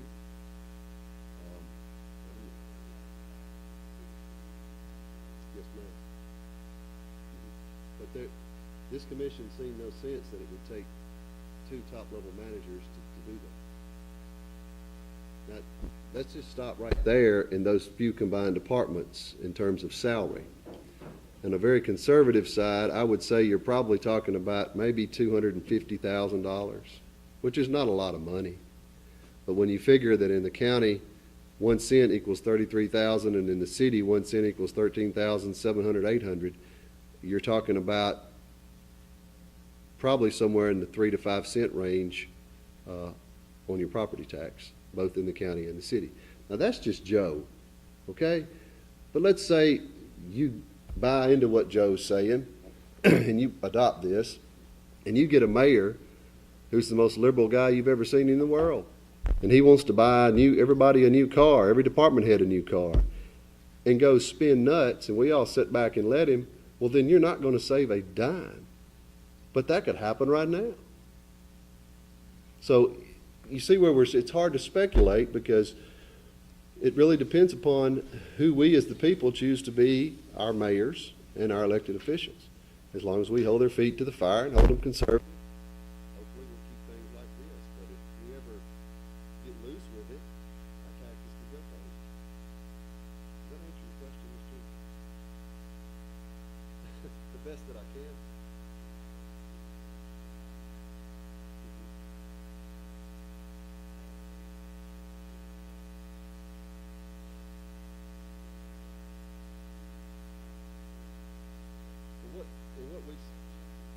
What we felt charged to do was write a structure that had the potential to offer that. And you know, that's really all the people that wrote our state constitution did. They wrote a document that had the potential to be the best governing document for our state at the time. And that's all we did. Did I catch in the opening comments that there have been 15 counties in the state that have considered this and voted it down? 15. 15, yes 15. ma'am. Okay, have we heard from any of those counties that voted it down? We did interview some of the different ones. 10. We tasked Tim Stokely with that. Yeah, there's actually 20 counties since 1958 from my records, and 15%, or 3, my calculations are correct, passed. So it's not many that have passed. All we hear about is the 3 that did pass it, and not heard. Yeah. I've heard it. The part of some of my duties through this past, it was like 2 years that we've been working on this, but was to talk to some of those. The last city was Columbia, Tennessee, and which was in 2012. They had their vote, and I spoke with Mayor Dean Dickey there, just asking him the same questions. You know, why did it not pass? And I mean, it really seems like it's the same everywhere here too now that we're experiencing it. But his biggest point was that it was mostly from the community, you know, not knowing, you know, it's just having that change, not knowing what's going to be on the other side was his statement. He said that the residents of the city were comfortable with their current bid of fence, and you know, it was litigation that they might lose some of that. We've heard some of that same here too. What impact is this gonna have on grants? Like the city has grants to downtown? Well, that's, I don't know that this commission could answer that. Grants are so very specific depending on what agency issues it as to how they're even written. I mean, you have, some of them are just very, the qualifications can vary. Now, I don't know, so we don't know if this commission, does anybody else want to address? I think this came up at Stanton last week or so. Yep. Where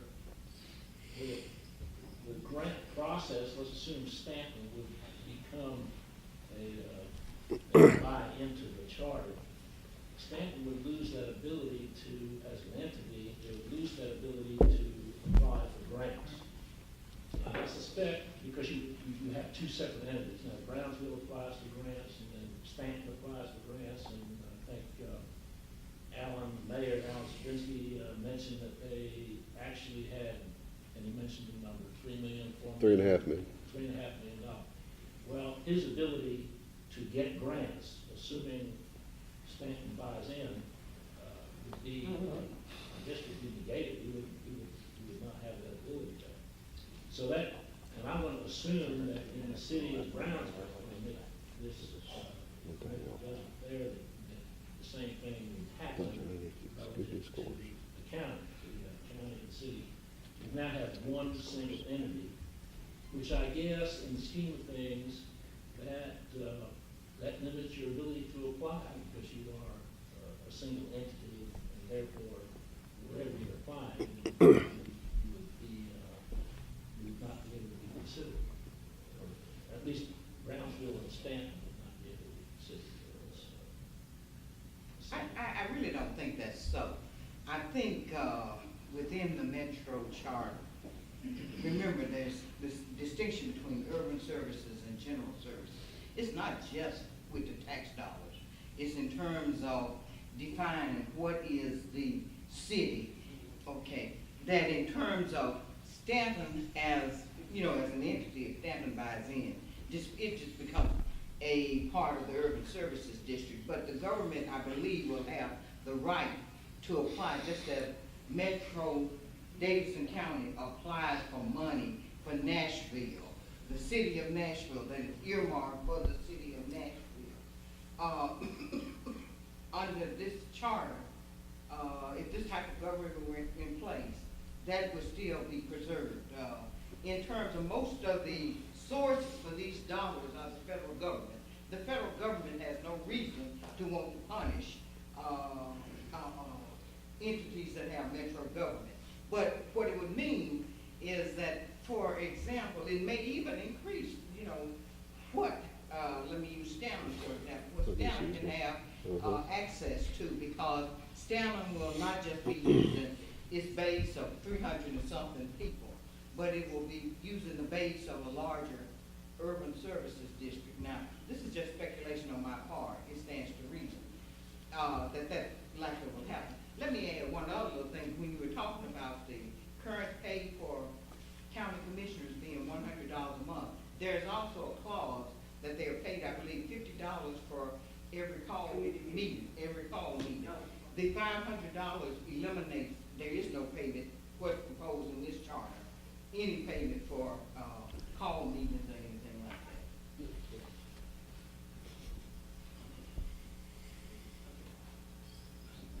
Thank you.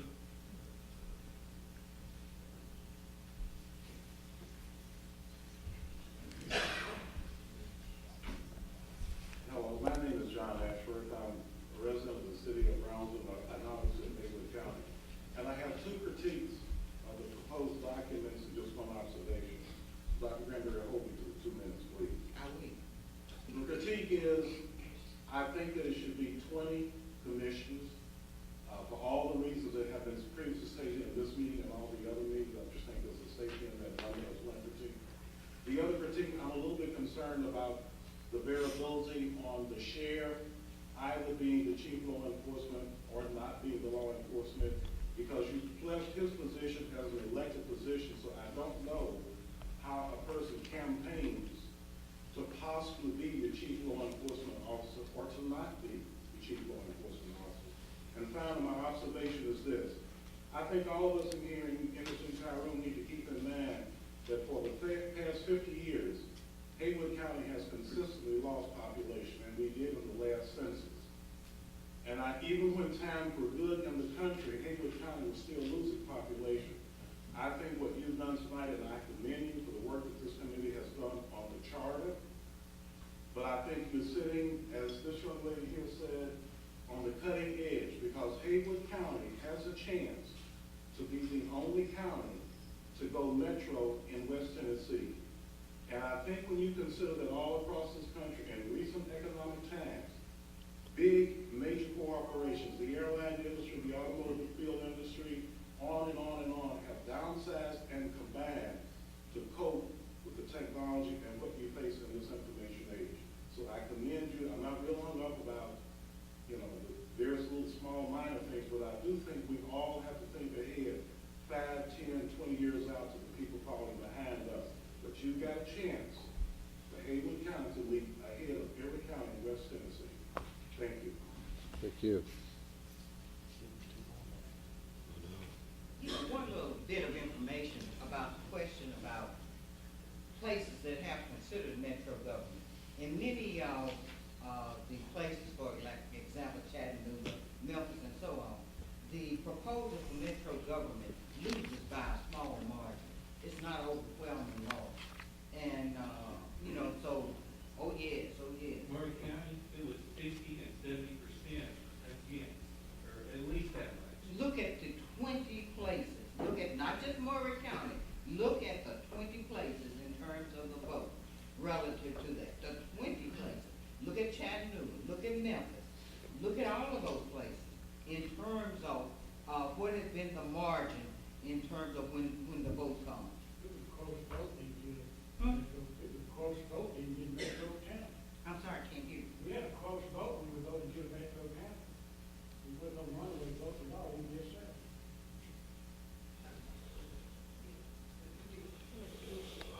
Well, and one thing to note, Dr. Granberry, is that the way that the law is written, it makes it tough for metro government to pass.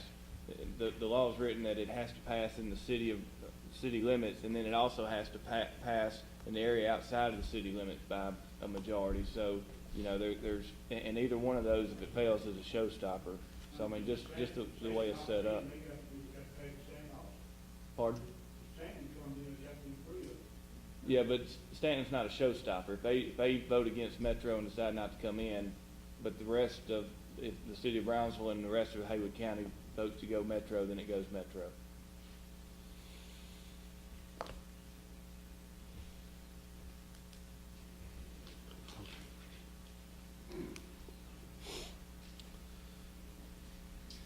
My name's Ron Cooper, and I've got a question. I live on Mills Highway in District 2. Just got all this crud too, so pardon my fault. But what I'm concerned with is I'm a constable of that district. And I'm just wondering why that they would like to discontinue all the constables in their position. I might let you know or be aware that a constable is an elected official. However, I know of not one constable that receives any pay from that position. Now, I have to pay for everything I have, lights, bond, the bond I have to get. All that comes out of my pocket, and some of that is tax deductible. But what I'm asking is why would you discontinue a position that benefits the people of District 2 and all other districts and all other counties? Why would you discontinue that position? Commission. I would think the main reason we discussed was, who are you responsible to? I'm responsible to the Sheriff's Department.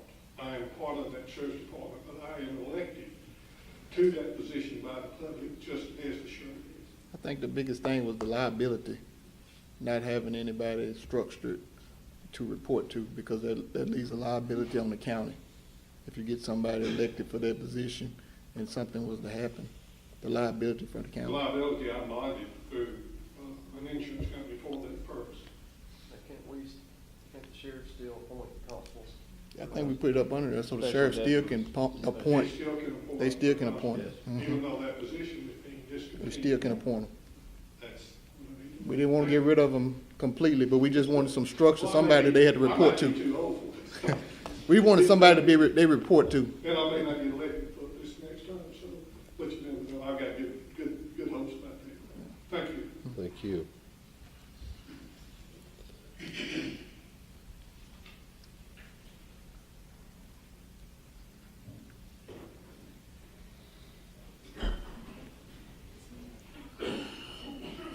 Well, again, I'm Joe Thurn, resident of the city of Brownsville.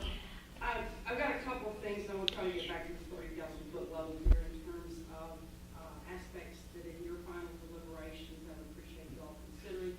I'd just like to reemphasize what Ms. Levy said about Section 503, about where you list the services in the General Services District. I have listed 4 functions of government that are not included in the description of what the General Services District provides. Those are, while you say the sheriff's function will be a General Services District function, you do not say that law enforcement will be a General Services function. And I understand that the urban services is going to continue to have garbage pickup and continue to have maybe some additional street paving, that kind of thing in the urban services district. But there's some important base functions that the General Services District should be expected to provide. Law enforcement is one of them. Whether it's appointed, whether it's elected, whether it's, go off the street and get somebody. That's a General Services function, and I think the charter is set up that way. Because whether it's appointed or if it's elected, if the sheriff becomes the chief law enforcement officer, that's obviously elected. But the Metro Mayor will be responsible for the chief law enforcement if it's appointed. So again, Public Works, again, whether it's whether you call it solid waste, the function of streets, sanitation, whether it's twice a week garbage pickup in the back of your house, or whether it's the blue boxes out in the county, the blue bins out in the county. Public Works is a function that the General Services District is going to have to address. Yes, there may be additional charges in the urban, but there still is a component for General Services. Public Safety is not listed. That is totally General Services District function of your central dispatch, your EMA, your ambulance, your fire, all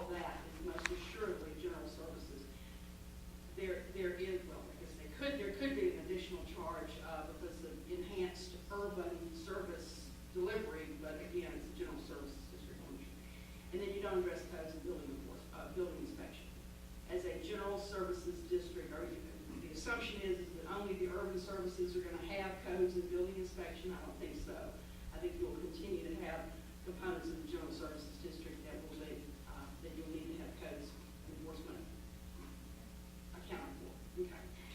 And wait, let me make sure I got this right. Law enforcement, public works, public safety, code.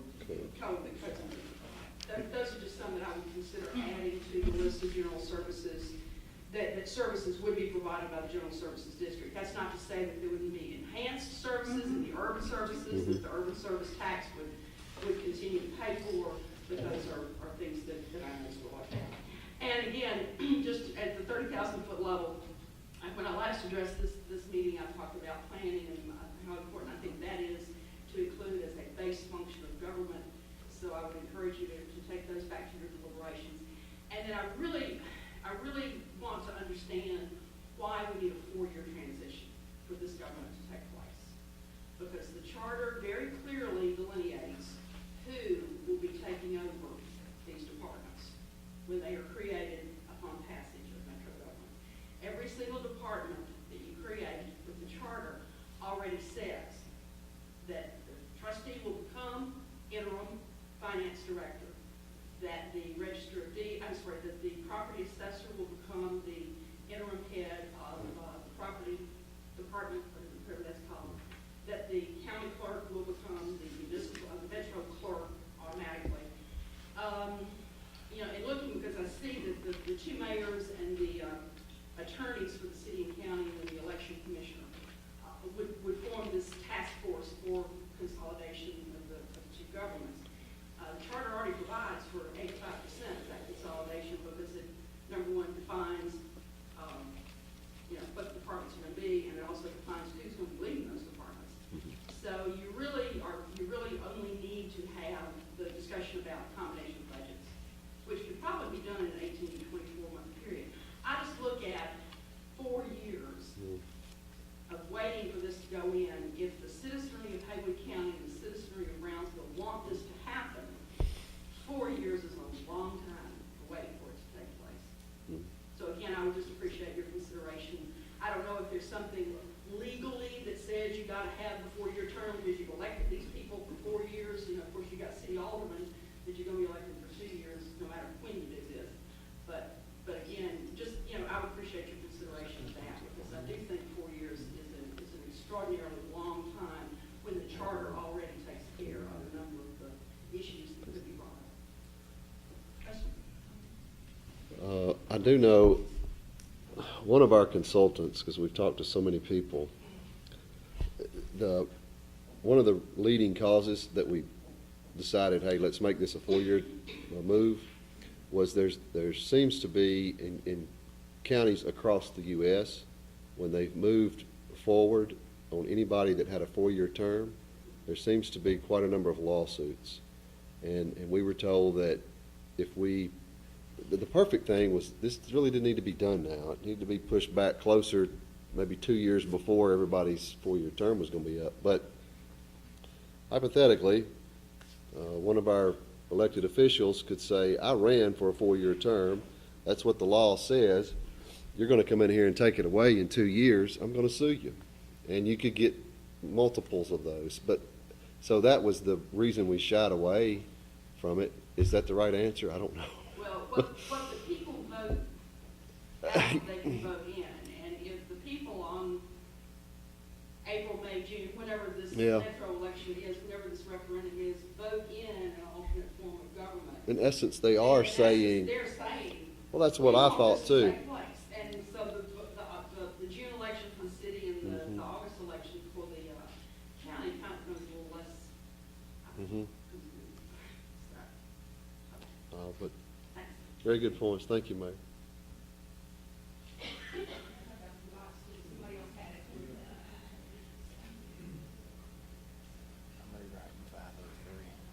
When this was being discussed, the county commission, the budget committee, and the county council voted to set aside $25,000 to $50,000 to support with consultants or whatever for this group. Could you tell me how much money is left and what was spent on? Or? He probably can. Yeah, we've only spent, and and this is be a rough figure, but about $22,000 And that primarily went to, legal fees. To give you some idea, your legal. yeah, he is paid. The first guy we had that offered us a bid on consulting, his first bid out of the gate was $25,000. And this commission kind of stepped back and said, well, wait a second. Let's take a few weeks and let's do our own, educate ourselves on how the county government works and the city government works. And we came back and kind of thought, well, we've got an attorney that we hired. We felt like we were competent to write it that way and not spend. We would have, if we had gone the route, and I will tell you that every other county in Tennessee that's gone this route has hired these particular guys, because that's who we were told to call. We would have spent way more than that. And we just didn't feel like we needed to spend the taxpayers' money like that. Did someone from, I'm not sure which group it is, CTAS and MTAS. Second? CTAS and MTAS. Right. Did they have input? Were they? Well, it's funny. I mean, I rely on them pretty heavily in doing everything that I do, even with the charter.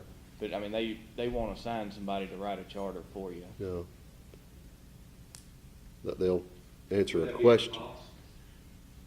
Or was that a service they provide, or No, just a sir. cost? I mean, they won't even provide that service. Okay. So that would have cost the Mhm. county to do that, or to have them do that. They won't do that. MTAS and CTAS will not do that.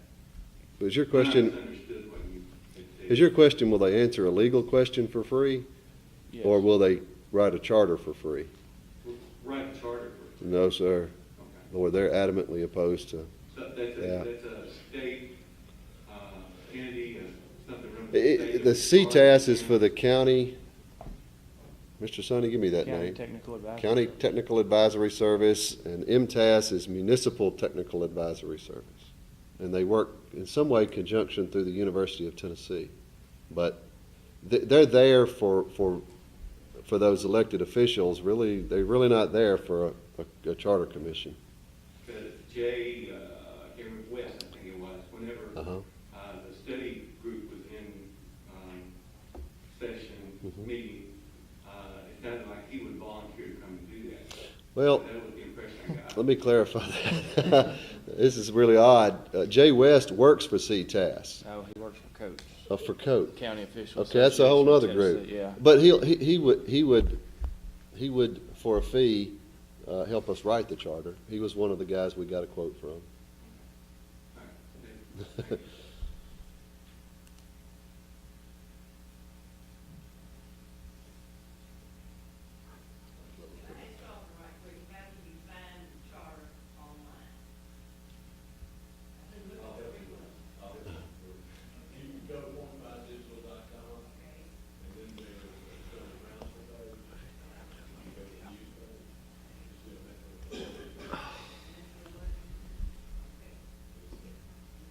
Got it, Ms. Ginger? Is there anybody else? After you reviewed and met, decided what changes you're gonna make, would be another public hearing, or? What we want to do is, What changes to make? actually, till this commission meets again, and we're going to try to decide when this commission meets as a body. We're thinking about possibly the last week in January. That's when that decision will be made. I'd be speaking out of turn if I spoke for them. I mean, at this point, that's when we think the next meeting will be, when we start assimilating all these different comments from all the public hearings and start deliberating on exactly how we're going to make modifications to the charter. It's not, no, sir, we don't have another public meeting scheduled. Now, there are individual groups. I will tell you, if your civic group or your book review club, we have 6 different people on the commission that have agreed to come and basically do the same thing we're doing here, but on a smaller scale. So if your church or somebody, you just want to have questions and be able to go through a charter, we've made ourselves available for that. barring any direction contrary from the chair, and she'll tell me if I'm speaking out of turn, but I believe what we'll probably do is meet as a commission that last Monday in January. Do as I said, begin to take all the different public comments, see what we need to do with the charter, and then this commission will make a decision at that point whether, what our next steps are.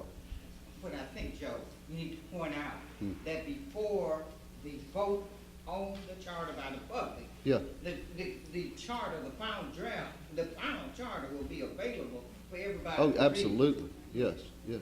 So, that in terms of everybody should make it their business to read this charter, not this draft, what becomes What the becomes the final final, charter what becomes the. before the vote, and that will be out there in sufficient time. That's the Yes. rules governing that. Yeah. When you meet with those groups, is what is provided to those groups? No, let me give you a quick example on what that is. Christy jotted these down when after her mother passed, because she was not going to be able to make the Stanton public meeting. And she done this in an effort to help me.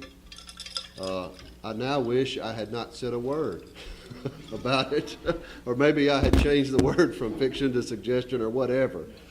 She thought this would be a help because in our two previous public meetings, there were a lot of things, just a lot of confusion, and she thought, well, I'll give you these bullet points and that'll help.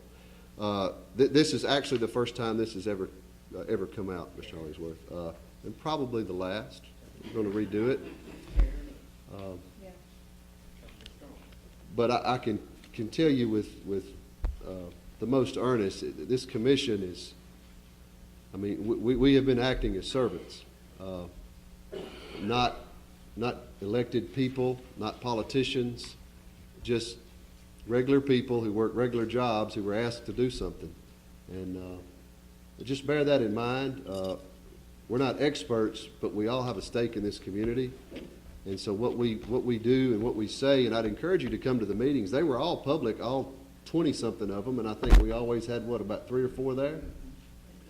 But you could tell by the dialogue in the room, these people care. I've served on many boards, and I have never seen a group of people put themselves last and their fellow citizen first. No, sir. We were tasked to write a charter. No, sir. No, sir. We've never taken a vote, but I can assure you by the dialogue in the room, you can tell ones that are not for it. But that's what's so unique about this commission. There are those that possibly aren't for it, and there are those that possibly are, yet we're able to sit in the same room and get business done. That tells you that it's possible. It does not have to be gridlock all the time and mudslinging all the time. So it is now 8:07, something like that. We're going to adjourn, and there are copies up here of the charter, of the draft. If you want one, please come get one. And if not, Mr. Carlton can tell you how to find it on the internet. Thank you all for coming tonight.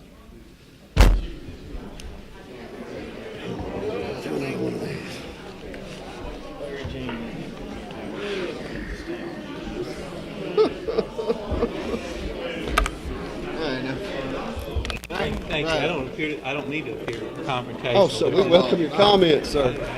Questions. Absolutely. Appreciate it.